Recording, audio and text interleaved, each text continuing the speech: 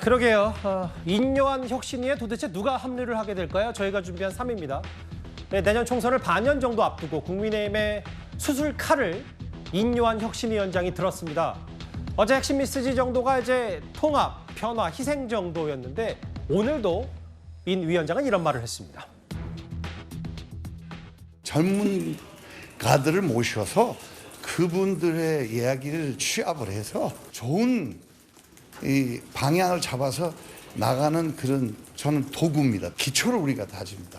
이 당을 위한 기초.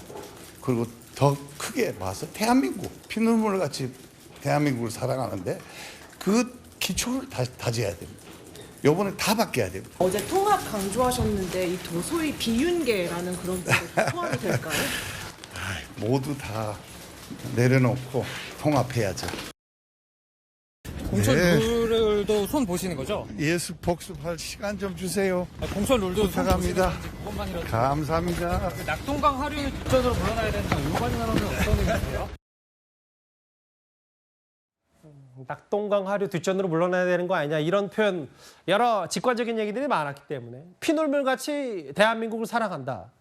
이번에는 다 바뀌어야 된다. 어제는 통합, 변화, 희생이었는데 이현정 의원님. 네. 마음을 좀 단단히 먹은 것 같아요. 인요한 위원장이. 그렇죠. 그러니까 인현희 위원장 아마 본인도 그럴 것이고 지금 국민의힘도 이번이 마지막 기회다라고 아마 판단을 하는 것 같습니다. 이번 혁신위가 성공하지 못하면 내년 총선 패배는 뭐 자명하다라는 판단 속에 굉장히 긴장감 있게 움직이는 것 같아요. 그래서 인 위원장이 지금 거듭 이야기하는 게 뭐냐면 뭔가 좀 이 물갈이를 하겠다라는 뜻을 지금 거듭 이야기를 하고 있습니다. 어제는 물론 통합 이야기를 등등 하고 했지만 뭔가 이제는 이 국민의힘 의원들이 뭔가 결단을 내려야 되는 상황이다. 뭐 최근에 하태경 의원은 이제 본인의 지역구인 부산을 버리고 그리고 서울로 다시 올라왔지 않습니까? 이제 그런 것처럼 지금 국민의힘의 가장 큰 문제는 이제 영남 다선들. 이분들이 과연 그러면 앞으로 거취를 어떻게 할 것인지 뭐 이런 등등에 대한 이제 문제가 현실적으로 나오고 있는 것 같아요. 예. 아마 그 부분에 대해서 인요한 위원장이 이제 뭔가 이제 메시지를 던지는 것 같습니다. 결국 이번에는 다 바뀌어야 된다는 저 메시지에는 보면 기존에 국민의힘이 가지고 있었던 영남 위주의 영남 정당 이걸 탈피해야 된다는 거. 두 번째는 기득권에 대해서 탈피를 해야 된다는 거. 그리고 뭔가 새로운 어떤 면목, 즉 국민의힘의 정체성과 관련돼서 지금까지 어떤 면에서 보면 영남 중심의 어떤 보수 강경 중심의 이런 것에 대해서 더 확장해야 된다. 이런 측면에 아마 의미가 있는 것 같아요. 그래서 아마 최근에 이제 지금 이 혁신위의 새로운 면면들을 보면 그동안 했던 그 주로 예전에 이제 그 뭐 민주당 쪽이나 진보 쪽에 있다가 보수 쪽으로 넘어온 분들이라든지 이런 분들이 이제 거론되는 게 아마 저런 이유가 있지 않나 싶습니다.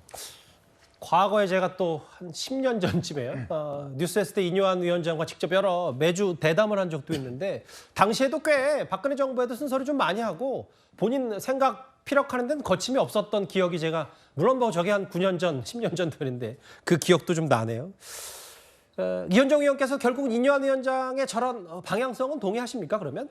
그럼요. 지금 사실은 뭐 인요한 위원장이 이야기했던 내려오십시오라는 이야기, 통합해야 된다는 이야기, 그리고 변해야 된다는 이야기. 아마 이거를 지금 국민의힘이 달성하지 못한다 그러면 아마 많은 분들은 어제 이제 그 마누라와 자식 빼고 다 바꿔야 된다는 이야기 했지 않습니까? 당시 삼성이 했던 전면적인 혁신, 정말 사고 싶은 제품으로서의 어떤 전면 혁신, 뭐 그런 게 이룰 수 없겠죠. 아마 그런 상황에서 이제 인요한 위원장이 마지막 저는 기대가 되는 측면이 있다는 생각이 듭니다. 그러면 인요한 혁신위에 도대체 누가 합류할 건가? 일부 언론 보도로 좀 나왔고 여기 보면 조국 흑서에 저자했던 김경률 회계사 이름도 있고요.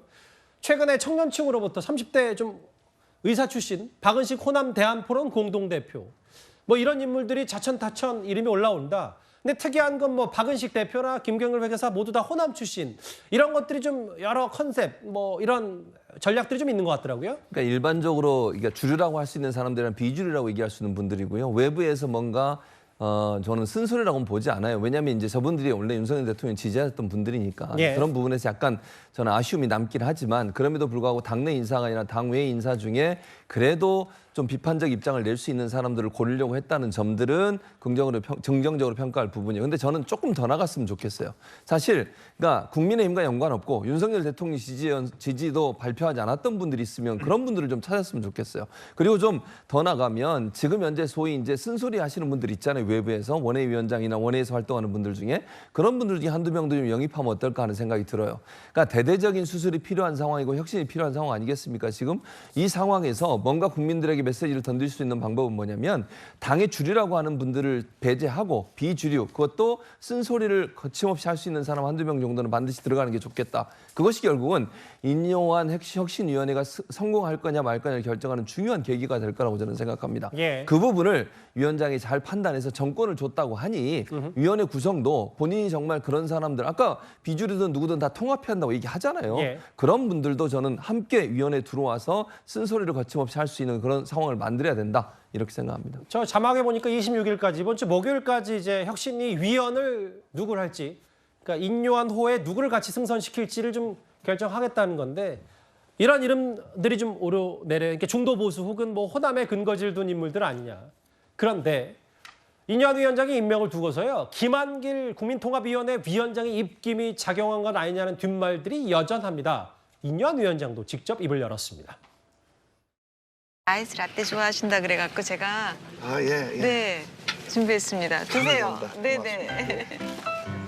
근데 이제 이 대표님 그러고 저 사모님 그러니까 힘들잖아요. 아이 그렇게 부르지 말고 그러니까 그냥 편하게. 형님으로 할게요. 우리 형님 그러면 내가 또 아우님 이래야 예, 되니까 예. 우리 임 박사라 그럴까요? 아이고 너무 제가 엄청 불행해요. 서울에서 밥을 먹을 수가 없어. 너무 맛없어서. 전라도 음식 먹다가 그 김한길 위원장님이랑 또 매일 통화하는 친한 사이라는 보도가 나와서 별로 중요한 거 아니고요. 그 사모님하고 길길이 사랑 그 프로그램을 같이 만들어서 친한 사이다. 그런 뜻 외에는 아무것도 없습니다. 그리고 뭐 존경하는 김대중 때 선배님이 있는 그대로 중요한 거 아니고 뭐 종종 통화하는 사이다라고 하는데 이거를 정치적으로 이현정 의원님 이렇게 어떻게 해석하면 될까? 이거는 정말 뒤에 김한길 위원장이 있다, 아니다. 이거 인요한 체제를 좀 흔들려는 혹은 혹시 뒷배가 김한길 위원장 아니냐? 의도적인 내 외부의 흔들기이다. 이런 해석 여러 가지인데 어떻게 좀 판단하세요? 그러니까 왜 김한길 위원장이 추천하면 안 되나요? 김한길 추천할 자격이 없는 건가요? 저는 그 문제 제기 자체가 상당히 좀 어떤 면에서 보면 뭔가 인요한 위원장이 어떤 본인의 독자적인 게 아니라 김한길 위원장이 조정하는 게 아니냐 이런 것들을 좀 띄우기 위해서 당내에서 일부 이야기를 하는 것 같은데 글쎄 그거를 지금 논평하기에 앞서서 그런 이야기를 하는 분들은 본인들이 뭘 할지에 대해서 저는 이야기를 해야 된다 이런 생각이 듭니다. 자 지금 천하람 위원장이 저런 이야기를 하는 건 그럼 천하람 위원장은 당의 혁신을 위해서 뭘 해야 될 건가요?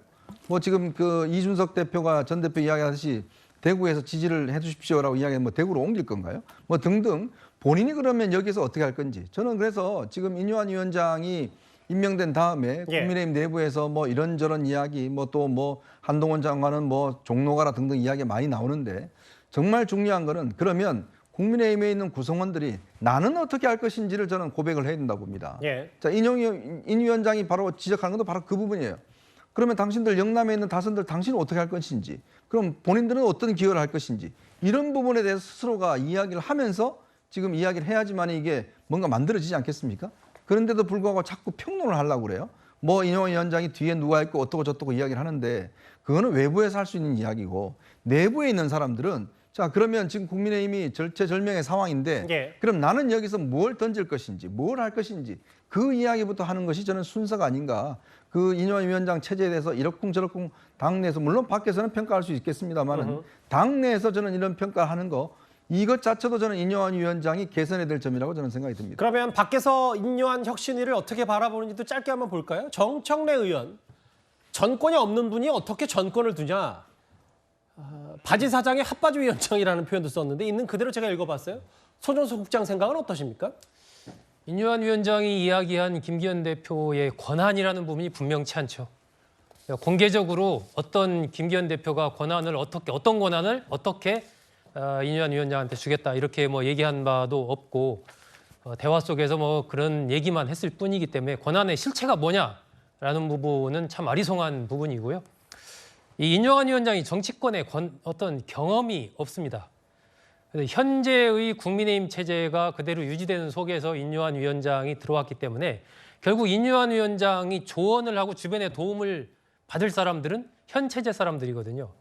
그래서 인유한 위원장은 새로운 인물이지만 이게 어떤 일을 하려면 혼자서 하기에는 정말 어렵습니다. 주변에 어떻게 포진이 되느냐 이게 이제 굉장히 중요한 것인데 현재의 대통령실의 그립감이 강한 상태에서 김기현 대표 체제가 그대로 유지되는 가운데 예. 인유한 위원장이 등장했다라는 것은 상당히 또 여러 가지 한계를 갖는 것이 아닌가 저는 그렇게 보기 때문에 결국 내년 총선을 앞두고 저는 여야가 국민이 바라는 모습으로 탈바꿈하기 위해서는 국민의힘에서는 김기현 대표가 물러나야 되고 민주당에서는 이재명 대표가 물러나는 그러한 식의 큰 틀의 변화가 있지 않고서는 현재의 국민의힘의 변화는 상당한 어떤 한계에 부닥칠 가능성이 있다라고 좀 봅니다. 좀 지켜봐야 되겠지만 일단 제 판단은 그렇습니다.